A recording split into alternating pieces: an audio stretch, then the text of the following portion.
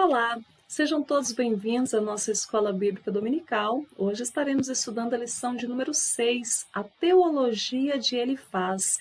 E esta lição vem com uma pergunta: só os pecadores sofrem? Esse é o entendimento aí de Elifaz, e nós vamos então agora, a partir desse momento, estudar mais dentro do livro de Jó, a teologia dos seus amigos, aquilo que eles defendem, aquilo que eles acreditam. Existem muitos pontos que ainda nos dias atuais, muita gente acredita e muita gente defende. Então nós vamos entender um pouco mais a respeito desse pensamento aí de Elifaz. Vamos juntos para a nossa aula?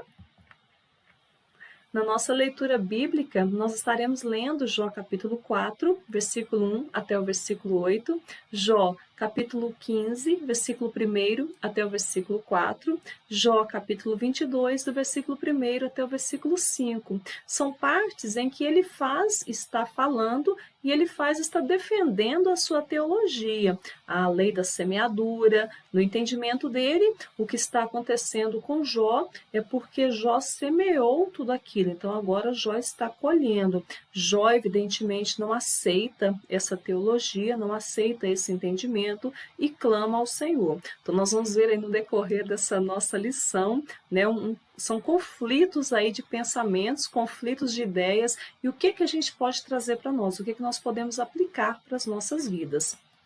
Temos aí os nossos objetivos. O primeiro deles é apontar a defesa de Elifaz acerca da justiça retributiva. Para Elifaz, existe sim uma justiça retributiva. Nós fazemos e nós recebemos. É sempre dessa maneira.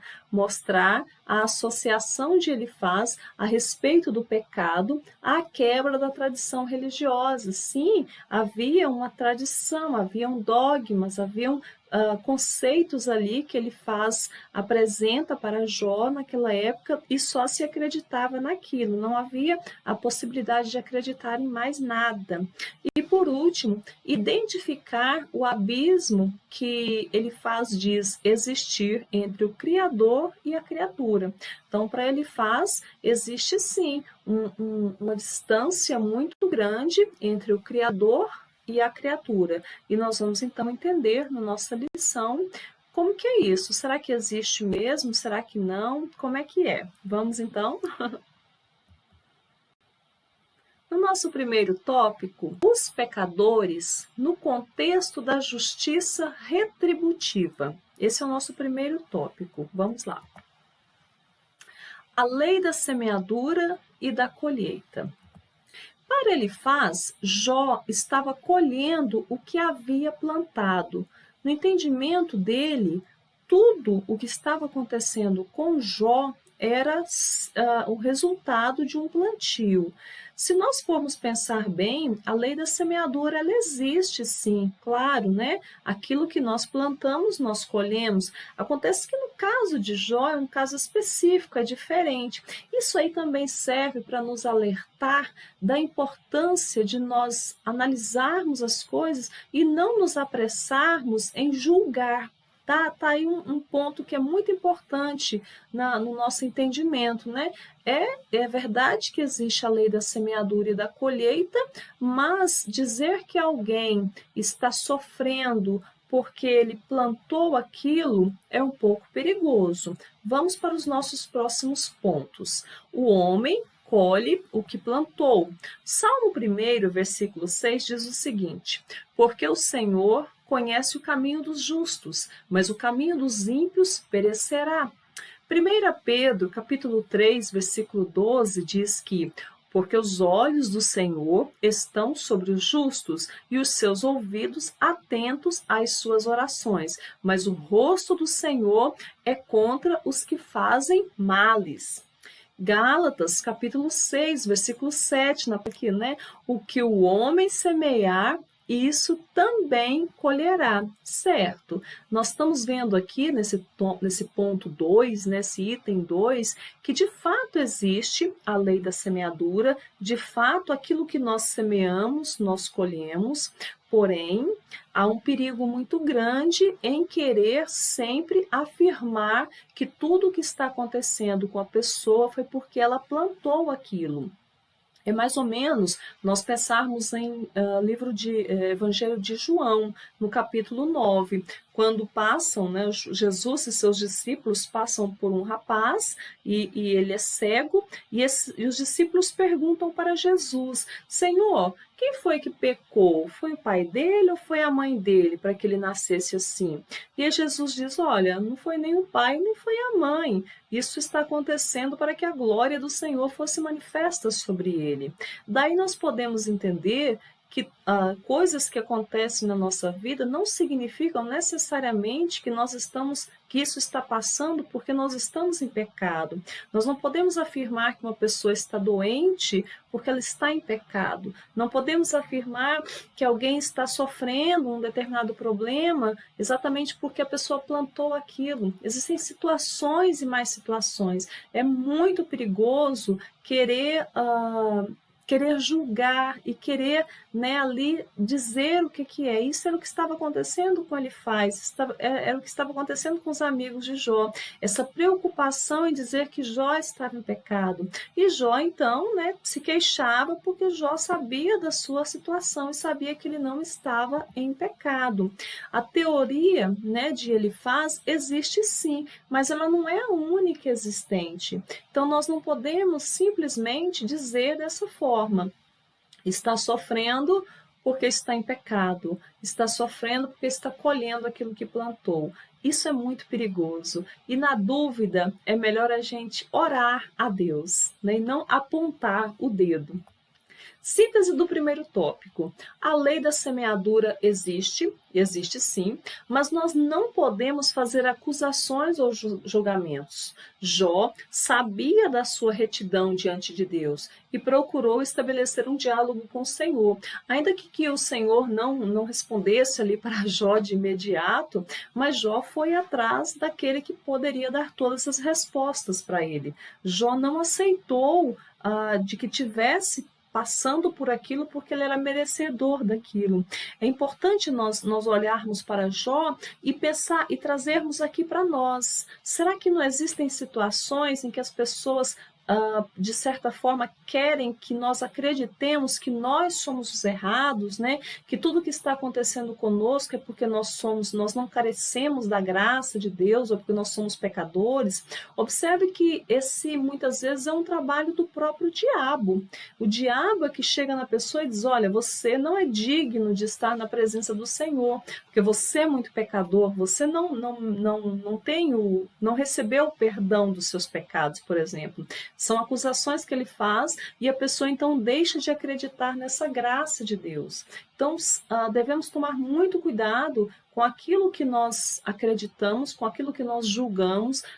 No caso de Elifaz, essa necessidade de julgar, essa necessidade de dizer o que Jó tem. E às vezes, né, ou melhor dizendo, em todos os casos, é melhor nós procurarmos respostas no Senhor. Vamos para o nosso segundo tópico. Os pecadores no contexto da tradição religiosa. Havia uma ortodoxia engessada, isto é, havia naquela época, mesmo naquela época, padrões que eram estabelecidos. As coisas eram assim e pronto. Para servir a Deus tinha que ser assim e pronto. Não havia outra maneira. Se nós trouxermos para os dias de hoje, é aquela pessoa que diz que somente a igreja dela é a igreja que vai para o céu, que somente do jeito que ela adora é o jeito certo, somente da maneira como se cultua a Deus lá na igreja dela é o jeito certo. Isso é engessado, isso é uma ortodoxia engessada, só aceita aquilo e pronto. Acreditava-se, né, que os bons sempre prosperavam e os maus sempre sofriam. Esse era o entendimento de que havia naquela época. As pessoas boas sempre prosperavam e os maus sofriam. Então, isso aí é para a gente pensar também que as pessoas boas também podem sofrer. E as pessoas que são más, elas também podem prosperar. O sol nasce para todos, esse é um ditado, né? O sol nasce para todos. Se nós pensarmos, por exemplo, que uma pessoa que serve a Deus, ela deseja passar num concurso, mas ela não estuda, ela não se prepara, e outra que não serve a Deus, que é ímpia, deseja passar no concurso, mas estuda, se prepara e vai atrás, quem é que vai passar? Certamente, né, aquela que foi atrás, aquela que estudou. Então, para isso, nós temos que tomar muito cuidado com esse entendimento, assim, eu estou servindo a Deus, então só vai me acontecer coisas boas. Não, tem coisas na nossa vida que acontecem e nem tudo é necessário ter explicação, nem tudo é necessário sair correndo atrás de explicações e de entendimentos. Tem coisas que é melhor a gente esperar que o próprio Deus vai se encarregar de nos dizer a coisa certa. Uma ameaça à tradição religiosa. Sim, ele não aceitava o fato de Jó, né, que era mais novo, ter mais sabedoria que seus amigos. A tradição religiosa era algo que falava tão alto que ele não podia aceitar que alguém jovem, que alguém com ideias novas chegasse e saísse falando. Então, eles estão dizendo, olha, Jó, você está sofrendo porque você está em pecado. E Jó diz, não, eu não estou não, eu não estou não, o Senhor trouxe isso aqui para mim, o Senhor é que trouxe essa situação para mim. Então eles não aceitavam outra ideia, não aceitavam nada novo. Se nós formos pensar bem, esse ainda é o entendimento de muitos, né? Acredita-se naquilo, nas suas ideias e mais nada. Não abre espaço para que outras pessoas tragam, de repente, um outro entendimento das coisas, né? Jó está se defendendo aqui, dizendo que não, que aquilo veio, que o Senhor colocou aquele mal na vida dele e ele não aceita aquilo porque havia uma tradição religiosa. Isso também serve para nosso alerta aí e saber se nós estamos ou não, né, agindo desta maneira em algumas situações. Um defensor celeste. Jó sabe que o que está acontecendo com ele não tem assim muitas explicações terrenas, né, com relação aos homens, e por isso clama ao Altíssimo. Sim, se estamos vivendo coisas que não têm explicações dentro desse olhar humano, nós temos que clamar a Deus mesmo, para que Deus venha responder. E ele clama mesmo, ele reclama, inclusive, ele luta, e é o caminho que acredito que todos nós devemos fazer se estamos passando por uma situação parecida. Se estamos sofrendo e não estamos vendo um entendimento aqui das coisas desta terra, temos que clamar exatamente para o Altíssimo mesmo. Síntese do tópico 2. O discurso de Elifaz está baseado nas tradições e experiências. Jó clama por um mediador. Esta é uma mensagem profética prenunciando o justo advogado Jesus Cristo. Olha que interessante. Enquanto que ele está totalmente aqui nesse entendimento aqui da terra, Jó está clamando por algo que ele está clamando por algo que além do nosso olhar, além do nosso entendimento, que é, na verdade, Jesus Cristo, que veio, né, para ser aquele que é o nosso advogado, para ser aquele que vai na nossa frente e fala por nós. Então, é uma mensagem bem profética mesmo a respeito do Messias que há de vir e que vai falar por nós e que vai agir por nós. E foi exatamente o que Jesus fez, né? Ele falou por nós, ele pagou um preço por nós, ele esteve à frente das nossas coisas. Nosso terceiro tópico: os pecadores diante de um Deus infinito. Como é que é essa relação aí? Deus não se importa com quimeras humanas. O que ele entende aí, é que Deus, ele não se preocupa com questões mínimas nossas. Quimeras são os nossos sonhos, são as nossas vontades, são as nossas coisas pequenas de cada um de nós, é o que nos forma como pessoas. Será que Deus não olha para nós, né, e não vê as nossas pequenas coisas, os nossos pequenos defeitos, as nossas pequenas qualidades, enfim, aquilo que nos forma? Será que Deus não olha para isso? Ele fala da superioridade e transcendência de Deus, sim, ele entende que existe um Deus que é superior, né, que é transcende a tudo. Porém, para ele, né, isto é, para Elifaz, Deus não se importa muito com o que acontece aqui na Terra. Para Elifaz, Deus está mais distante. Deus não está querendo um relacionamento tão íntimo com o ser humano. Você sabe que esta é uma forma de enxergar a Deus. Existem pessoas que olham para Deus como um ser, né, poderoso e tudo, mas que está distante. Elas não conseguem trazer esse Deus ou imaginar que esse Deus caminha com elas, está junto delas. Então elas veem Deus, mas veem Deus distante. Outras veem Deus como alguém que só castiga. Outras veem Deus como um pai que é só bondoso. Enfim, são várias maneiras, né, de olhar a Deus. E muitos aí, assim como ele faz, não enxerga esse Deus que caminha conosco e que se preocupa com tudo que há em nós. Olha o que diz o Evangelho de João, capítulo 3, versículo 16. Porque Deus amou o mundo de tal maneira que deu seu Filho unigênito, para que todo aquele que nele crê não pereça, mas tenha vida eterna. Será que Deus não se preocupa com a humanidade? Será que Deus não se preocupa conosco? Será que Deus olharia para dos céus, né, e diria assim, eles estão errados, eles fizeram isso, agora eles vão resolver. Será que Deus não age no meio da história para nos dar livramentos, para nos proteger? Isso fica aí para nossa meditação, confrontando com a teologia de Elifaz. Deus caminha com os homens. Jó consegue ver um Deus que caminha com os homens. E eu trago alguns versículos aqui. Gênesis capítulo 3, versículo 8 e 9. Eu gosto desses versículos que diz assim: quando ouviram a voz do Senhor Deus, que andavam no jardim pela viração do dia, esconderam-se da presença do Senhor Deus, o homem e sua mulher. Nós estamos falando aí de Adão e Eva. Por entre as árvores do jardim. E chamou o Senhor Deus ao homem e lhe perguntou: onde estás? Observe que todos os dias, na viração do dia, o Senhor, ele se apresentava para Adão e Eva ali, né? Ele tinha um encontro com eles. E no dia em que Adão e Eva pecaram, eles então ficaram envergonhados, eles tentaram fugir.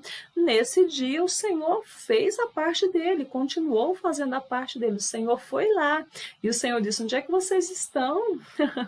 O Senhor já sabia, evidentemente, o que estava acontecendo, mas mostra que Deus, ele não deixou de se achegar a Adão, como Adão deixou de se achegar a Deus. Observe, inclusive, a respeito de quebras de alianças, né? Quando existe uma quebra de aliança, a quebra é sempre por parte nossa. Deus, ele não quebra as suas alianças. Deus faz aliança e quem quebra essas alianças ou quem foge, né, do compromisso são os homens, somos nós. Então, Deus, ele tinha um compromisso e ele cumpre com seus compromissos. Nós aqui, infelizmente, nós somos infiéis. Mas Deus caminha, sim, com os homens e Deus se achega até nós. Josué, capítulo 1, versículo 9. Não fui eu que ordenei a você? Seja forte e corajoso. Não se apavore, nem desanime, pois o Senhor, o seu Deus, estará com você por onde você andar. Olha Deus falando para Josué aí que aonde ele estiver, que ele vai estar junto, que ele vai estar caminhando junto e vai garantir a vitória. Tem coisa melhor do que isso? Saber que Deus anda junto conosco? Mateus, capítulo 28, versículo 20. São palavras agora de Jesus, né? Ensinando-os a obedecer a tudo o que eu ordenei a vocês. E eu estarei sempre com vocês. Isso é Jesus falando até o fim dos tempos. Em todo o tempo, nosso Deus, seja no Antigo Testamento, seja no Novo Testamento, nos dias atuais, Ele sempre está conosco, Ele sempre caminha conosco. O que Deus quer de nós é exatamente isso, é esse relacionamento. É um relacionamento de comunhão, de amizade. Então Deus não é um ser que está lá distante distante, despreocupado conosco, mas ele se preocupa sim conosco e ele vem até nós, ele caminha conosco. Síntese do tópico 3. Ele representa aquelas pessoas que sabem que Deus é poderoso, mas nunca experimentaram o seu poder. Essa lição hoje ela nos convida a experimentar mais a Deus, a entender que esse Deus ele quer ter um relacionamento conosco, a entender que esse Deus ele quer estar junto de nós. Então que nós estejamos mesmo buscando ao Senhor, buscando esse relacionamento com o Pai, porque isso é maravilhoso. É isso que ele quer de nós e é isso que nós devemos sim buscar. Concluindo aqui a nossa lição, nem todas as respostas são como esperamos ou estamos acostumados. Existem questões que só o Senhor pode responder. No caso de Jó especificamente, foram muitas perguntas feitas, por quê, por quê? Existem coisas que só Deus pode responder. E o segundo ponto, se ele não responder, continue firme e confiando nele. Se Deus fizer, ele é Deus. Se Deus não fizer, ele é Deus. Se acontecer de um jeito, ele é Deus. Se acontecer de outro, ele é Deus. A nossa confiança tem que estar firme. A nossa confiança em Deus deve ser maior até mesmo que o nosso entendimento. Sim, tem coisas que nós não entendemos aqui pela nossa razão, mas ainda assim nós devemos confiar. Se nós só confiarmos naquilo que a nossa razão entender, nós ficaremos limitados, porque nós somos limitados, enquanto que Deus é totalmente ilimitado, Deus é infinito, nós somos finitos. Então, não acredite simplesmente, porque a sua razão diz, existem coisas que ultrapassam a nossa razão, existem coisas que ultrapassam o nosso entendimento. Esse é Deus, e isso se chama fé. Fé em Deus é isso, é ir além da razão, ir além do racional, ir além do entendimento humano. Amém? Chegamos ao final de mais uma lição, espero que tenha sido bênção na sua vida. Hoje foi a primeira teologia, a teologia de Elifaz entendendo aí que tudo que está acontecendo com Jó é por causa dos pecados de Jó, que ele tem que pedir perdão e que sirva de lição para nós, tomar esse cuidado de não julgar, de não olhar para o outro e dizer que se está acontecendo aquilo é porque a pessoa foi atrás, é porque a pessoa está pagando um preço. Isso é muito perigoso. Que a gente possa orar, por aqueles que estão fracos, por aqueles que estão caídos, pelos que estão doentes e não querer julgar, não querer chegar com as nossas próprias teologias. Deus é muito maior do que as nossas próprias teologias. Deus é muito maior do que o nosso entendimento, as nossas experiências. Então, que nós possamos olhar para o Senhor com outros olhos, confiar nele e buscar sempre as respostas nele. Amém? Que Deus abençoe a todos. Fiquem todos na paz do Senhor Jesus Cristo.